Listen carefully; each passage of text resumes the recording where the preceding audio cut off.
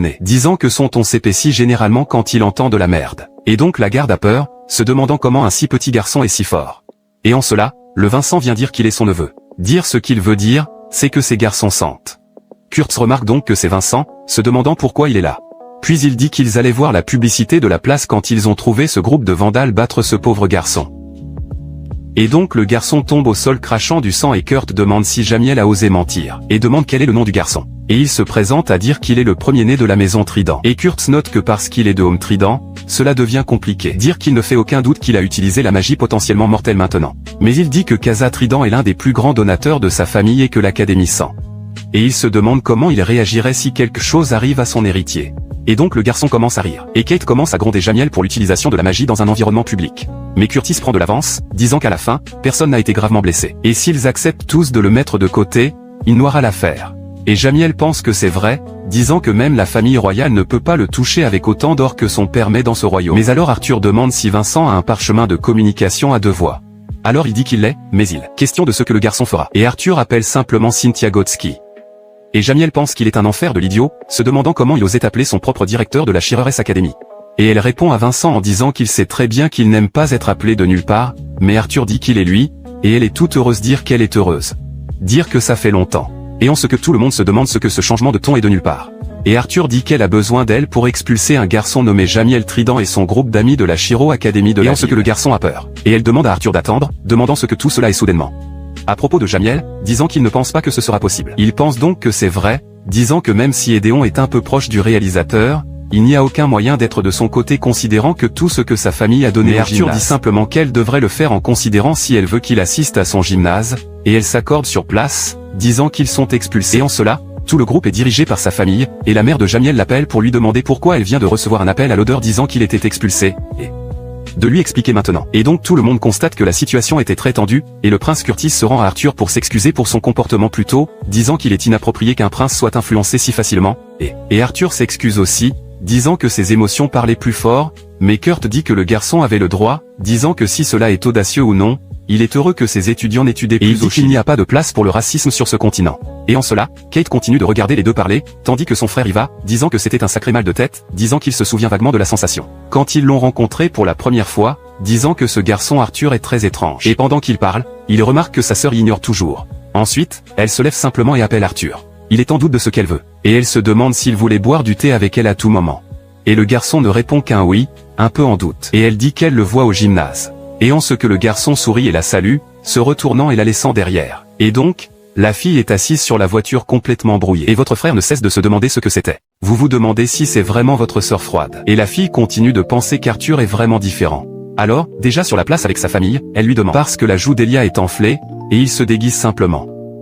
Mec, le détail de la libellule posant sur l'oreille de Sylvie et elle donne un coup de pied pour tuer l'animal est un coup de tête que je trouve absurde dans ce Monroe.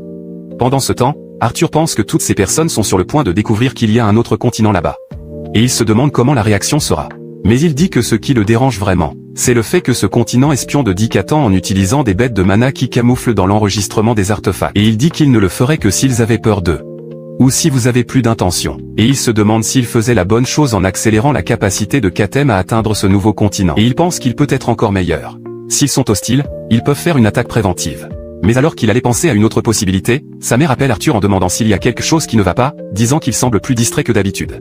Mais il dit que bien sûr, disant que tout va bien. Et elle dit que c'est bien, disant qu'elle continuera à prétendre qu'il a des pensées normales d'une 12 ans. Parce que c'est ce que font les mères. Mais elle dit qu'elle veut juste qu'il sache que même s'il est toujours inquiet pour lui, elle ne l'empêchera jamais de faire ce qu'il veut. Et il pense qu'il pourrait promettre qu'elle n'aura jamais à s'inquiéter pour lui. Mais il ne lui mentirait jamais comme ça. Et en ce sens, il remercie sa mère. Et donc, alors que tout le monde parle tranquillement, les méchants commencent à soulever les balles magiques qui font commencer la transmission.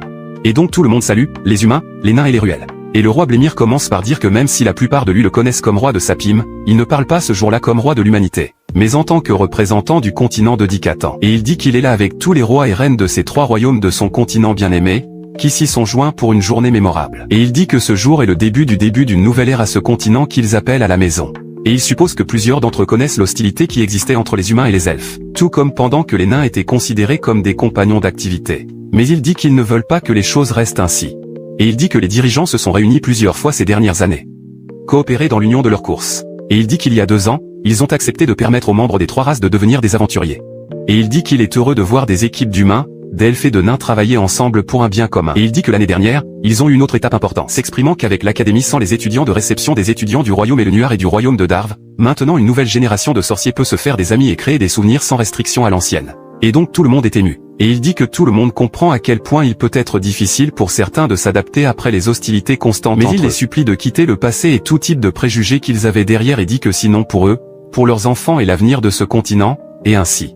Donc, tout le monde commence à encourager cela, et le roi des elfes dit qu'il est pleinement d'accord avec le message que King Glid a parlé de l'avenir du continent, mais il dit que même en voyant clairement l'avenir, il peut déclarer du fond de son cœur qu'il est plein de mystères. Et il dit que dans son pays de Kathem, il y a des endroits si dangereux que personne n'ose explorer. Mais il se demande ce qu'il penserait s'il disait que des mystères et des dangers encore plus grands là-bas.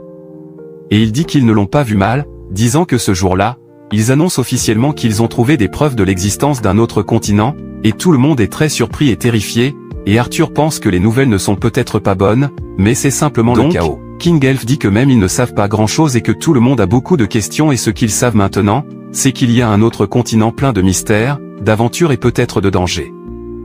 Et il dit qu'il y a des preuves qu'ils ont essayé de les atteindre. Aussi, il dit donc qu'il semble que la technologie actuelle des deux côtés ne leur permet pas de voyager jusqu'à présent. Mais en cela, le roi nain se rend au roi elfe, renvoyant tout le monde silencieux et tout le monde se ferme. Et il dit que comme le dit Alduin, ils ne savent pas grand-chose. Mais il dit qu'en période d'incertitude, tout le monde convient que l'adhésion est la meilleure pour ces continents et pour son peuple. Et il dit qu'ils doivent cesser de se battre entre eux. Et il dit que ces apparences peuvent être différentes. Et leurs cultures peuvent parfois s'opposer. Mais ils doivent se souvenir d'un point. Ils sont tous nés sur le continent Jicatan. Et il parle pour lui. Dire que vous êtes fiers. Et attendez-vous à ce que les générations futures se sentent la même chose. Et demandez s'ils ne le partagent pas non plus. Et donc tout le monde commence à encourager ce roi. Et il dit que le processus d'union des trois races et des trois royaumes exigera beaucoup de temps et d'efforts. Mais ensuite, il dit qu'ils indiqueront 6 individus. Et il dit que ceux qui sont les vraies familles croient qu'ils sont les plus courageux. Sound, intelligents et puissants dans leurs nations respectives, et il dit qu'ils représenteront les trois races au niveau continental, affirmant que l'objectif principal de ces 6 individus sera de défendre et de maintenir le bien-être de Kathen, disant qu'ils travailleront avec les dirigeants de ce continent, pour s'assurer que leur maison est protégée à mesure qu'ils progressent vers le nouvel âge passionnant pour leur peuple, affirmant que ces personnes seront connues sous le nom de Silence, et chaque lancé symbolise le lien qu'ils ont tous. Et non seulement de votre propre royaume, mais de tout le continent. Et donc ils sont nommés avec ces anneaux. Le premier est appelé Altrican, Voriore, Alfred Warrens, Aya Graffin, Mika Earthborn et enfin, Byron Wicks. Et dès qu'il met le nain au doigt, Elia lui demande s'il a dit Wig, ainsi que Lucas Wig, et Arthur ne réagit même pas. Ensuite, le roi humain dit aux lances de les protéger et de leur faire l'honneur. Et pour tous les sorciers qui y promettaient, ils doivent avoir l'ambition de devenir l'une des 6 offres à l'avenir, et désirent pour tous que même le ciel n'est pas la limite. Et Arthur continue de regarder Byron avec beaucoup de haine dans son cœur. Et donc Arthur dit que le jour de l'annonce a été un choc dur de la réalité pour lui. Se souvenir de tout ce qui s'est passé dans ce donjon avec Lucas. Et il dit que Lucas Wick, avec son insubordination et sa trahison, a causé la majeure partie de son équipe. Et il a utilisé le pouvoir et les connexions de sa famille pour rester impuni des atrocités. Puis il pense à son frère, disant qu'il a été averti que chercher à se venger de Lucas serait le suicide, car il a son frère aîné par derrière. Il se souvient donc quand il a été nommé, et il dit que Byron n'est pas seulement un puissant sorcier, mais aussi une lance. Bien qu'il soit bien rangé, il pense qu'il est un peu flashy à son goût, mais pense qu'il servira. Et il dit qu'en attendant, complique ses plans, il a d'autres problèmes plus urgents à gérer, comme l'anniversaire de sa sœur. Et après s'être habillé, il pense qu'il doit descendre. Et Silvio saute sur son épaule. Mais il finit par la prendre et dit qu'elle devrait rester dans la chambre ce soir-là. Et elle se décroche un peu. Et il dit que Vincent l'a averti qu'il devait y avoir des invités à venir à l'anniversaire d'Ellie juste pour le regarder. Il ne veut donc pas laisser de brèche, mais lui dire de ne pas s'inquiéter, car il sera sûr de demander à quelqu'un de lui apporter beaucoup de nourriture. Et elle est heureuse de lui demander s'il jure, et il finit par jurer pour lui apporter plus de nourriture. Donc, un peu plus tard, il est à la porte du manoir à recevoir les invités, et la mère de la famille qui le passe demande à sa fille de ne pas oublier de demander à danser avec ce garçon. Et donc il entend tout, et note aussi Ellie donnant sur l'un des invités, mais en lui parlant, il finit par commettre la gaffe de jeter le vin et le. La fille sort juste du coin, et Arthur oblige à prétendre qu'il n'a rien vu, et donc son père arrive, disant que sa fille arrive, et Alice descend les mains dans ses yeux, tandis que la fille dit qu'elle pensait qu'ils étaient à avoir une seule fête de famille. Elle demande pourquoi ils ont besoin d'une robe aussi inconfortable, et elle continue de guider la fille dans les escaliers jusqu'à ce qu'elle sorte sa main de son visage, révélant la fête surprise. Tout est heureux. Ainsi, tous les sorciers commencent les attractions, la nourriture et la musique. Et peu de temps après, Reynolds appelle l'attention de tout le monde, disant qu'il aimerait remercier tout le monde là-bas au nom de sa fille pour avoir célébré son anniversaire. Et il dit qu'il était très béni dans cette vie, disant que rien ne lui donnerait une plus grande fierté que de faire jouer ses enfants. Et en cela, Ellie n'aime pas la direction que les choses prennent. Et Tabitha dit qu'elle ne sait pas si Ellie et Arch devraient danser, leur demandant s'il pratiquait quelque chose. Mais alors Alice pense qu'elle tuera Reynolds. Et elle dit qu'il ne pratiquait pas du tout. Et en cela, elle demandera à sa mère quoi faire. Faites-le, car elle ne sait pas danser. Mais alors Arthur va vers elle, lui demandant si elle lui donnerait la main à cette danse, et elle prend même sa main, mais cela devient un peu effrayant, mais Arthur semble être tout à fait déterminé. Alors Reynolds leur demande de démarrer la musique, et quand il commence, il tire la fille. La guidant dans l'espace, dansant magnifiquement, Tabitha dit qu'elle pensait qu'il n'avait pas pratiqué, et Alice dit qu'il ne pratiquait pas, mais le garçon peut encore danser tranquillement avec elle, en utilisant la magie pour la faire jusqu'à ce qu'elle lévite dans les airs. Donc, ils s'émerveillent tous, et Arthur pense que les classes waltz de sa vie précédente avaient une certaine utilité à la fin, et la fille est toute satisfaite du cadeau qu'elle a reçu. Et dans ce Gédéon, il apparaît là en disant que sa performance était merveilleuse, alors il se demande si le garçon se souciait de parler un peu dans une calèche. Un elfe dit qu'ils lui ont dit que Tess. Il est très proche d'Arthur Lewan, demandant si c'est bien qu'il parte après avoir laissé un cadeau à sa sœur. Elle dit donc que l'attention d'Arthur devrait être sa sœur. De plus, elle le verra bientôt à l'école. Et donc, la nuit, Arthur va marcher en train de boire du vin, alors Gilliam demande s'il fait un monologue ou quelque chose, et il dit à Gilliam qu'il s'attend à ce qu'il n'envahisse pas la fête de sa sœur juste pour lui parler, et il dit que « Et je lui ai aussi apporté un cadeau ». Alors Arthur va directement au point. Demander ce qui doit la visite de l'artisan numéro 1 de Dicatan. Et il dit qu'il a réussi à entendre le sarcasme du garçon. Et Gideon dit qu'il pensait juste qu'il aimerait savoir que le conseil d'administration a approuvé sa conception améliorée de son projet. Et maintenant, il est en cours de construction. Et Arthur dit que le conseil est comme les rois et la reine de Dicatan sont appelés maintenant. Et donc ils ont abandonné la monarchie qu'ils avaient dans les 3 rois. Et donc il félicite Gideon, disant qu'il est sûr qu'il a reçu une merveilleuse récompense pour cela. Mais Gideon dit que l'argent, la renommée et le pouvoir sont juste des moyens pour une fin. Et il dit que ce qu'il veut, et le conseil ne peut pas vous donner. Mais comme il parle, quelqu'un pousse Gideon, disant qu'il est un grand fan de son travail. Disant qu'ils ont entendu parler du navire qu'il a développé. Et se lit par la peine aux enfants en disant qu'elle est occupée, mais dit à Arthur de ne pas fuir. Et Arthur pense bientôt que la renommée est le milieu, mais elle a aussi son prix, s'enfuir. Et il dit qu'il semble que les invités partent progressivement. Alors qu'il voit les gens partir, Lilia a crié et lui a fait signe, disant qu'elle se sent beaucoup de ne pas pouvoir saluer Eliade, car elle est arrivée en retard à la fête et a voulu le féliciter. Il dit donc que ça va, disant que ses parents se vantaient de la façon dont elle était occupée en tant que secrétaire du conseil et le laissant de côté, il dit qu'il ne l'a pas vue depuis longtemps. Et en ce sens, elle est heureuse de le voir, mais se demande s'il était toujours beaucoup plus élevé qu'elle. Il passe donc du temps à parler et il dit qu'il semble que la petite fille qui s'est cachée de ses parents et a mangé avec des employés a grandi maintenant. Et elle dit qu'elle lui a montré sa précieuse cachette et pourtant il se moque de lui. Et il dit qu'il n'est pas difficile de dire qu'après lui avoir montré comment son avenir est brillant. Et il dit qu'elle va très bien dans le gymnase de Mango le plus prestigieux. Mis à part le nombre de garçons qu'il a regardé tellement volontiers pendant sa conversation, elle doit être très populaire. Et en ce sens, elle devient très timide, disant qu'elle n'a pas de petite amie ni de tout cela. Qui a dit que d'ailleurs, tout ce qui a changé dans sa vie était à cause de lui. Et il voyant cela, il dit que si tel est le cas, il mieux approuver le garçon qu'il choisit de ramener à la maison. Parce qu'il ne sera pas facile de plaire comme Vincent. Et en ce sens qu'elle comprend rapidement ce qu'il veut dire. Et il dit bien sûr. Alors Gideon arrive, appelant l'attention du Suti, lui demander pardon, mais demande si elle s'en soucierait, pour obtenir ce garçon emprunté. Et elle dit bien sûr que non, alors il dit qu'il voit Arthur plus tard, et Gideon en profite pour se vanter du garçon, disant que tout le monde le connaît, et Arthur pense qu'il est un enfer d'humilité, alors Gideon dit qu'il est très populaire auprès des femmes, et cette fille.